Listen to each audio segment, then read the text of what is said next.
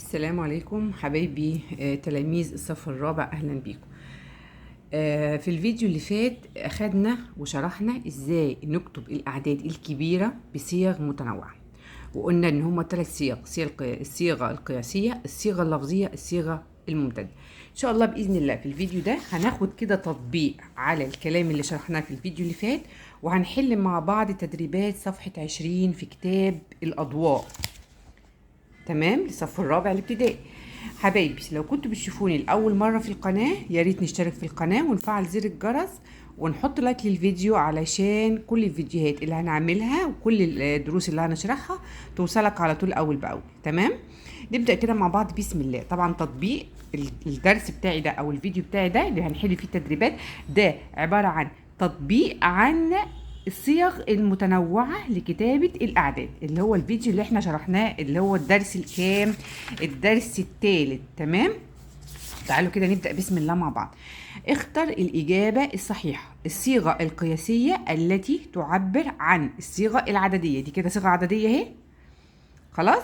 وعايزين نكتب الصيغة القياسية، المفروض ان دي اصلا، تمام، نكتبها بصيغه قياسيه، يعني نكتب العدد على بعضه. تمام، فاحنا عارفين ان احنا العدد بتاعي متقسم 3 اعداد، 3 ارقام، 3 ارقام، 3 ارقام، 3 ارقام او رقم. 1 مليار، فانا ببدا اكتب من الشمال اهو، اكتبها لكم عشان تبقى واضحه. ده 1 مليار، وبعدين بحط فاصله بعد المليارات. ايه يا ميس؟ المليون، يبقى 235 مليون اهو، 235 مليون واحط فاصله. طيب بعد المليون ايه يا ميس؟ الالوف. ايه ده؟ انا ما عنديش هنا الوف خالص يا ميس، هعمل ايه؟ هتحطي في خانه الالوف عشان احفظ الخانه 3 اصفار، يبقى انا كده حفظت خانه الالوف فاضيه مفيش فيها حاجه. وبعدين الوحدات اللي هي 127، 127، يبقى انا كده كتبت الرقم بالصيغه او العدد بالصيغه، لان ده عدد طبعا مش رقم، العدد بالصيغه القياسيه، وبسمي الصيغه دي الصيغه القياسيه. 1 مليار 235 مليون و127، اللي هو الاجابه رقم 1000. طيب الصيغه اللي مكتوب بيها العدد قدامي دي اسمها ايه؟ نفتكر مع بعض. الصيغه الممتده. الممتده، حلو قوي. احنا عايزين نجمعهم على بعض. دي كام؟ دي 9 قدامها 6 اصفار، 9 قدامها 6 اصفار تبقى 9 مليون، وبعدين 6000، يعني 6 في خانة أحد الألوف، وبعدين 50، وبعدين 6. طب دي هنجمعها ازاي يا مس؟ شايفين العدد اللي قدامي ده اهو، اللي هو 9 مليون؟ أنا هكتبه الأول كده أهو، وبعدين بحط فاصلة بعد الملايين ألوف. طب عندي حاجة في خانة مئات الألوف؟ لا مفيش. عندي حاجة في خانة عشرات الألوف؟ لا مفيش. مئات الألوف مفيش فيها حاجة، أحط في الخانة صفر. عشرات الألوف أحط فيها صفر. طيب أحد الألوف فيها كام؟ فيها 6، أحط ال6 من غير الأصفار، خد بالك، وبعدين أحط فاصلة. طيب أنا عندي 50، في حاجة في خانة المئات؟ لا يا ميس، حط فيها صفر. طيب بعد كده ال50 تتحط في خانة ايه؟ العشرات ب5، وبعدين ال6 في خانة الأحاد. يبقى أنا كتبت العدد ده باسمها الصيغة الممتدة، وده كده اسمه الصيغة القياسية. ناخد بالنا قوي ونبقى عارفين الفرق يا ولاد. طيب 9 مليون و6056 بتتكتب ازاي؟ زي ما كاتبينها كده. هنختار الإجابة رقم ج، ولازم نحفظ الخانة بصفار، ما ينفعش ما اكتبهاش، لازم اكتب في الخانة صفر، معنى ان كده ان الخانة دي فاضية مفيش فيها حاجة. طيب دي كده الصيغه دي كده لسه قايلينها فوق اهي، اسمها الصيغه الايه؟ الممتده.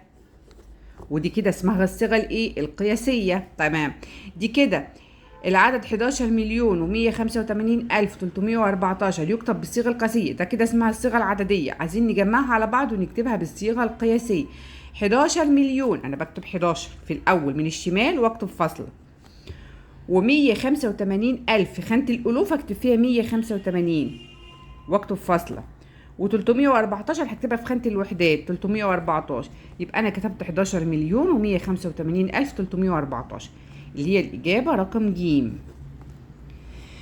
طيب هنا كاتب لي عدد بالصيغه القياسيه، وكاتب لي الصيغه الممتده له بس ناقصه. تعالوا نشوف ناقصه ايه. دي 312 الف 587، 312 الف. طب هو كتب ايه؟ كتب ال 300 ألف اهي، 3 قدامها 5 ارقام، يعني قدامها 5 اصفار اللي هي 300,000. وكتب الايه الوحدات اللي هي 587 اهي، 500 وادي 7 وادي 80. ما كتبش مين؟ ما كتبش ال 12. طب اكتب ال 12 ده اهي واعمل فاصله. ال 12 قدامها كام رقم يا مس؟ 1 2 3، يبقى حطهم اصفار يا شطار. 1 2 3 يبقى 12,000 بمنتهى البساطه. حلو قوي.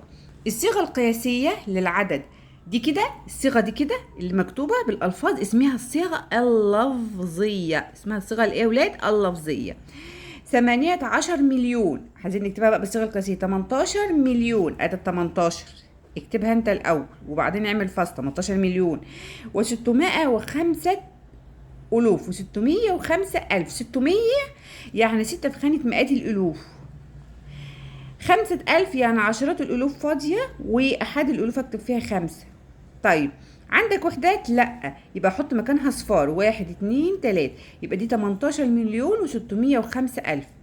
فين هي 18 مليون و605 الف؟ اللي هي الاجابه رقم الف. حلو قوي.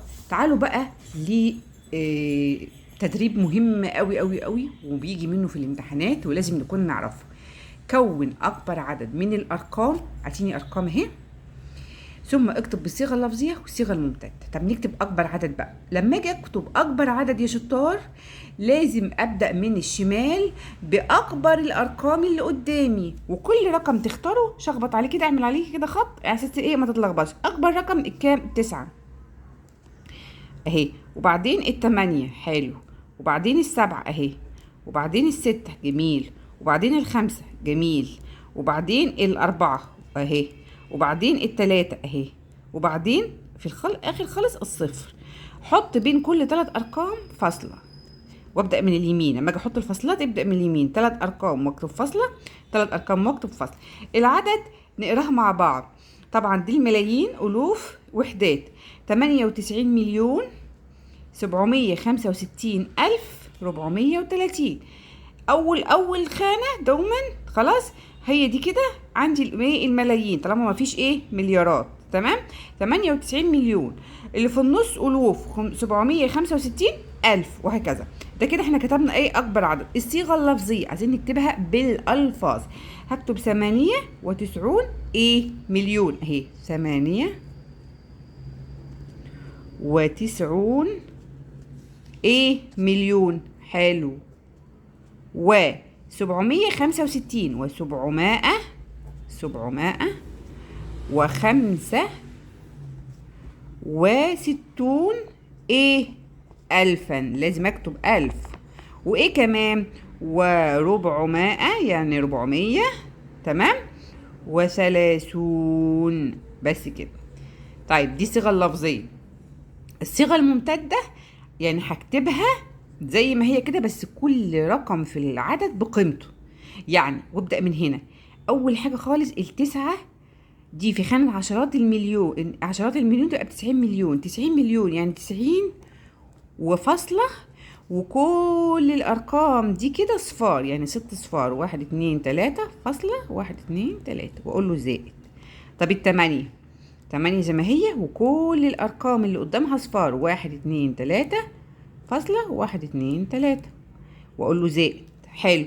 دي 700 أو 7 أهي عشان ما تلخبطش نفسك. 7 واكتب كل الأرقام اللي قدامها صفار. 1 2 3 4 5 6. 1 2 3 لا دول 5 بس. 1 2 3 4 5. 1 2 3 4 5 وحط 3 فاصلة بين كل 3 أرقام يبقى 700 ألف. جميل. وبعدين دي 60 تبقى 60 ألف. 6 قدامها 4 أصفار وأقول له زائد. 5 قدامها 3 أصفار. 1 2 3 حط في فصل زائد 3 أصفار اللي هما 3 أرقام. 1 2 3 وبعدين الأربعة دي 400 قدامها رقمين يبقى صفرين زائد 30 تكتب 30 زي ما هي. يبقى دي كده اسمها الصيغة يا ولاد؟ الممتدة. تمام. طب لما اقول لي بقى هنا كان بيقول لي اكتب اكبر عدد، بدأنا من الشمال بكتب اكبر الارقام. عايزين نعمل العكس، اكتب اصغر عدد، فهبدأ من الشمال واكتب اصغر الارقام. طب انا عندي اصغر الارقام عندي 0 وعندي 1، هينفع اكتب 0 يا مس؟ لا ما ينفعش كده، يبقى غلط. لازم اكتب الواحد الاول وبعدين اكتب الصفر. لان الصفر على الشمال ليس له قيمة، ملوش قيمة، هيضيع العدد خالص. خلاص. طيب يبقى 1 وبعدين صفر اهو، وبعدين 2 وبعدين 3 ها، وبعدين 4. شوفوا انا بكتب خط بين كل رقم بختاره عشان ما لخبطش. اخد بالك عندك كام صفر؟ عندك 3 اصفار، يبقى انا كتبت صفر واحد، لا يبقى انا كده هغلط، يبقى المفروض اكتب كمان الصفرين التانيين، يبقى كده 1 وكتبت ال3 اصفار. خد بالك اهو، الواحد وبعدين ال3 اصفار، وبعدين اكتب الاتنين خلاص، وبعدين ال3 وبعدين ال4. ما تنساش الاصفار، الاصفار لازم تتكتب الاول لانها اصغر الارقام اهي. يبقى وبعدين الاتنين وبعدين التلاتة وبعدين الاربعة، وبعدين لسه في ايه هنا كده؟ الستة، السبعة، التمانية، وبين كل 3 ارقام هعمل فاصلة. ادي فاصلة وادي فاصلة. يبقى هنا العدد عندي كام يا ولاد؟ وادي فاصلة.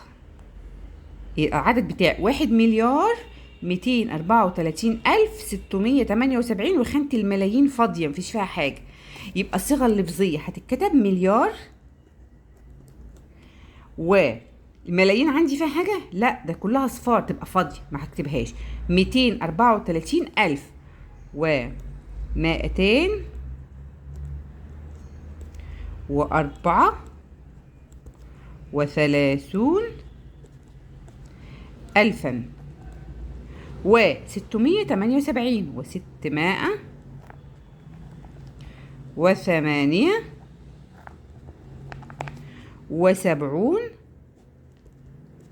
بس، لان دي وحدات. خلاص. الصيغه الممتد حلو، تعالوا نكتب الصيغه الممتد. انا عندي ده 1 مليار، يعني واحد قدامه 9 ارقام، يعني واحد قدامه 9 اصفار، يبقى ده 1 وعد، ده 1 2 3 دول ملايين، 1 2 3 دول الوف، 1 2 3 دول وحدات. يبقى انا كده كتبت ال1 مليار اهو. خانة الملايين فاضية خلاص ماليش علاقة بيها. 234 الاتنين في خانة مئات الألوف، يعني 2 قدامها كام رقم؟ 1 2 3 4 5، يعني 5 أصفار. 1 2 3 4 5، يبقى 200,000. وبعدين زائد التلاتة 30,000، 3 قدامها 4 أصفار يبقى 30,000. زائد 600، خلاص سهلة دي، 6 قدامها رقمين يبقى صفرين، زائد 70 زائد 8. تمام.